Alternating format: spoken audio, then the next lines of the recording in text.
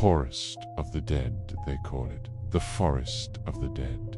A stretch of trees older than the town itself. Dark, twisted trunks that claw at the sky. The legend is simple. Anyone who enters never comes back. Some say it's cursed. Some say it's haunted. Others whisper that something lives inside. And yet, curiosity has a way of killing the foolish. One autumn night, a group of teenagers dared each other to prove the stories wrong. Flashlights in hand, laughter on their lips, they stepped past the tree line. The moment they did, the air grew colder. The world behind them felt distant. At first, it was almost fun. They joked, carved their names into bark, tried to scare each other with fake growls. But the deeper they went, the darker it became. Their flashlights struggled against the blackness. The sound of crickets and owls faded away until there was nothing. Nothing but silence. And then the shadows appeared. At first, they were small, shapes darting between the trees, always just out of sight. But the further the teens walked, the closer the shadows came. One girl gasped, pointing.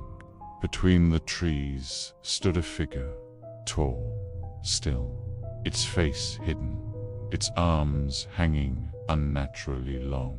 When they shined the light on it, the figure was gone. Then came the whispering, voices in the dark, calling their names. Each voice familiar, like the voices of their parents or lost friends. One boy followed the sound, swearing he saw his little sister ahead. He ran and vanished into the black. His scream was cut short, like the forest swallowed him whole. Panic set in.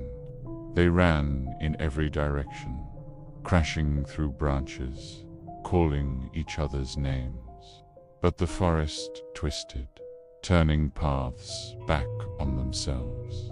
No matter where they ran, the trees closed in tighter. The shadows grew bold. Faces appeared in the darkness, pale, eyeless, grinning too wide. Long fingers brushing against shoulders, cold breath on the back of their necks. One by one, the screams filled the forest. Short, sharp, silenced too quickly, until only one girl remained. She stumbled into a clearing, gasping for air, her flashlight flickering. There, at the center of the clearing, stood a single tree. Its trunk split open like a mouth, and from that mouth hung but cocooned in roots, faces stretched in silent screams. The girl fell to her knees, sobbing, realizing the truth.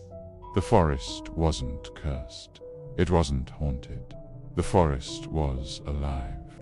The roots slithered across the ground, wrapping around her legs. She screamed, clawing at the dirt as the tree pulled her in. The last thing she saw was the shadows gathering close, their faces grinning in the dark. By morning, the town woke to another rumor, another group that went into the forest of the dead and never returned. And the forest waits, always hungry, always silent, daring the next soul to step inside.